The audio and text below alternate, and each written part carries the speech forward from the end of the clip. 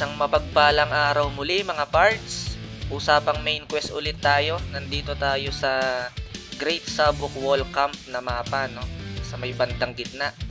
Kailangan nating patayin itong boss na to, si Indolent Temokin. Yan. Hindi naman ganun kahirap tong main quest na to, itong story mode na ito. Kaya nga lang, kapag hindi mo alam yung kailangan mong bantayan dito, magiging paulit-ulit ka. Tatagal ka dito sa story mode na to. Meron kasing one hit kill yung boss dito Yun ang gusto kong ipakita sa inyo. Anyway, ayan, madali lang naman tong sa una nito, yung mga mga mobs. Madali lang yan patayin. Parang dalawang wave yata yan, tapos kakalabanin mo na yung boss. Okay, panoorin natin. Ayan, tapos na yung second wave ng mobs. Lumabas na yung boss. Syempre, uunahin natin dyan yung mga mobs.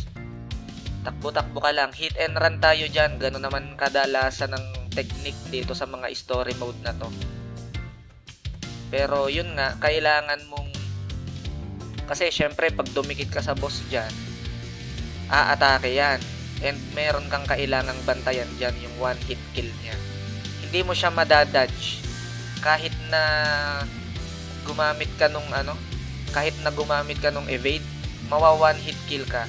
Kaya kung mapapansin nyo, nire-reserve ko yung invincibility skill ko, yung crushing blow. Hindi ko siya ginagamit kasi once na kinas nung boss yung skill niya, yung sibat niya, wala na, hindi ka na makakaiwas. Ang tanging paraan mo lang is maging invincible. Para dito sa mga Lancer, yung crushing blow and yung ultimate niya. Okay, papakita ko sa inyo kung kailan niya gagamitin yung skill na yon.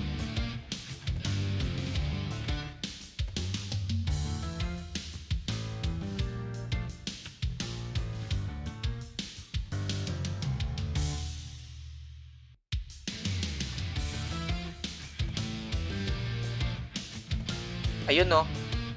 Kita nyo yon? Replay natin replay natin. Yan o, kita nyo, pagbango niya, bumuelo siya. Ibig sabihin, yan yung indication na ibabato niya na yung sibat niya. Yan yung one hit kill niya Pero dito, kung mapapansin nyo, yun, natsambahan ko siya ng KD. Medyo nataranta ako dyan kasi talagang one hit kill yun Kaya ang ginawa ko, kinas ko agad yung ultimate para maging invincible. Pero chumamba naman yung KD, kaya hindi niya natuloy yung skill niya. Kaya yan, ang mangyayari dyan, mapapatay na natin dyan yung boss.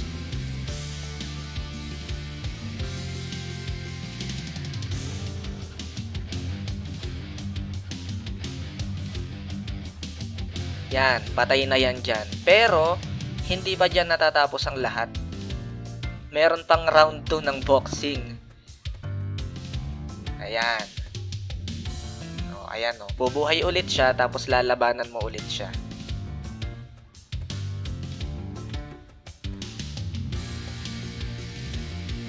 Same lang Same lang dito. Ang babantayan mo lang sa kanya is yung kaniyang one hit kill.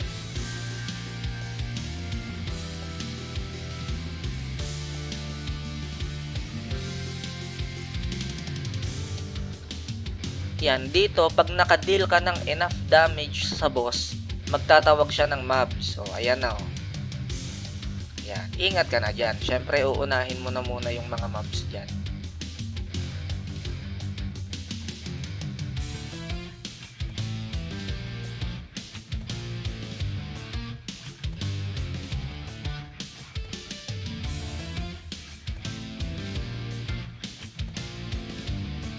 Yan mga parts kung paano niya hawakan yung sibat niya tapos aatras siya. Yan dito sa angulo na to, kitang kita. Ayan tamo, ibabato niya na yung sibat niya. Yan. Kapag ka tinamaan ka nun, sure, one hit kill ka. Mission failed ka na agad. Kaya tingnan nyo ang ginawa ko, nag-crushing blow agad ako para maging invincible. Hindi ako tatablan. Ayun mga pards. So nakita nyo na kung ano yung dapat nyong bantayan. Yan lang yun. Kailangan yung iwasan yun. Ay, hindi nyo pala may iwasan. Hindi nyo kayang i-dodge yun. Kailangan nyo talaga ng invincibility skill. Hindi ko alam sa ibang class kung paano yun iwasan. Pero dito sa Lancer, syempre yung ultimate niya at saka yung crushing blow yung paraan. Alright? So, yun mga pards ang dapat nyong tandaan dito. Sa boss naman is, tsaka sa mga mobs, kailangan mo lang dito hit and run. Huwag ka lang papatama, ano? Pag naibato mo na yung mga damages mo at alam mo na delikado ka na, mag-evade ka na palayo. Tapos, kapag yung boss naman or yung mga mobs is na-KD mo, yun, pwede kang bumanat doon. Pero kapag naibato mo yung skills mo na KD tapos hindi man lang natinag, wag kang susugod kasi delikado yon. And lastly, syempre, patience. Kasi minsan gusto mong tapusin agad pero sa mga story mode na ganito, kailangan mo talaga ng tiyaga at pasensya para mag-mission success ka. Kadalasan kapag nag-take ka ng risk tapos nainip ka, diba, nagbato ng skill, pagbangon ng boss, diba, winan hit kill ka or napalibutan ka ng mobs, wala na, tapos na. Okay?